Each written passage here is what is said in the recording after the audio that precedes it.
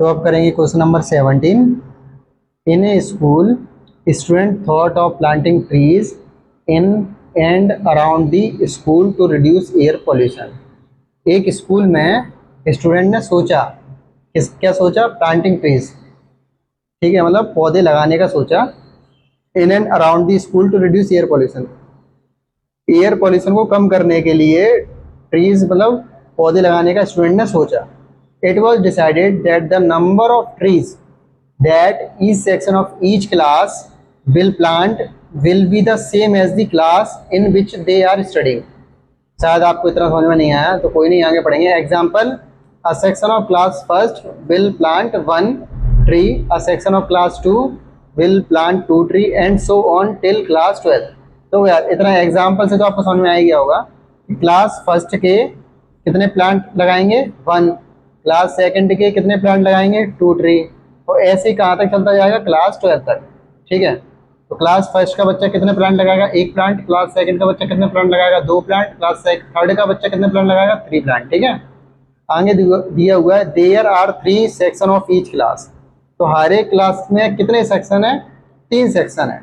अब देखो यार, क्लास फर्स्ट का कितने प्लांट लगाएगा? अब क्लास फर्स्ट का तो 1 प्लांट लगाएगा, ठीक है भैया।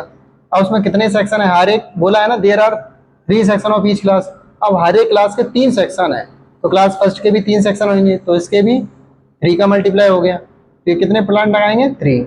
ऐसे ही सेकंड क्लास का कितने प्लांट लगाएगा? देखो सेकंड क्लास के तो 2 प्लांट लगाएंगे, अब इसके भी 3 सेक्शन है तो 3, 2 3 या 6। अब थर्ड क्लास का कितने प्लांट लगाएगा? 3 प्लांट लगाएगा, अब इसके भी कितने सेक्शन है 3, तो 3 3 या 9।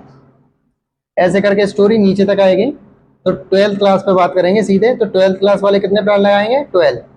अब उसके भी कितने सेक्शन होंगे 3, 12 इंटू 3 36। इतनी बात पकड़ में आ गई। तो भाई लिस्ट ऑफ प्लांटिंग ट्रीज, तो लिस्ट क्या बनी अपनी ट्रीज लगाने की? 3 6 9 डैश डैश 36। ठीक है भाई, अब ये ध्यान से देख रहे हो, ये एक एपी फॉर्म कर रहा है, एपी फॉर्म कर रहा है, देख रहे हो इसमें और इसमें कितने का गैप है? 3 का गैप है। इसमें और इसमें कितने का गैप है? 3 का गैप है, डिफरेंस 3 का है। ठीक है, तो ये क्या है? एपी फॉर्म कर रहा है। तो A1 की वैल्यू अपने पास कितनी आ गई 3। कॉमन डिफरेंस निकालना होगा तो कैसे निकालेंगे? अब जैसे ये A1 है तो A2 अपना क्या हो जाएगा 6, तो कॉमन डिफरेंस के लिए A2 माइनस A1, तो 6 माइनस 3 3, तो कॉमन डिफरेंस अपना कितना आ गया 3 आ गया। ये अपनी लास्ट टर्म है। लास्ट टर्म से मेरा मतलब क्या है? A12 मतलब 36 लास्ट टर्म है ना, तो ये 12 टर्म हो गई 36। अब हमें निकालना क्या है? How many tree will be planted by students. तो वो ये पूछ रहे हैं कि टोटल कितने ट्री लगे स्टूडेंट्स के द्वारा।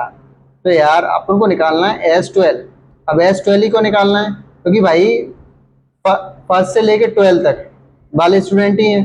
टोटल जितने भी प्लांट लगे होंगे क्लास 1 से लेकर 12 तक ही तो लगेंगे, तो S12 हो गया टोटल नंबर ऑफ स्टूडेंट्स। कितनी क्लास के हैं? 12 हो गए। अब S12 निकालना है अपने को। तो Sn का फॉर्मूला क्या होता है? n/2 a plus an। अब मान लो अपन S12 निकाल रहे हैं, तो n की वैल्यू 12/2, a प्लस an की वैल्यू, n की वैल्यू 12 आ गई। इतनी बात पकड़ में आई। अब S12 2 का 12 में बांट देंगे 6। अब a की वैल्यू कितनी है? a की वैल्यू यहाँ से देख लो 3 है, और A12 की वैल्यू कितनी है 36।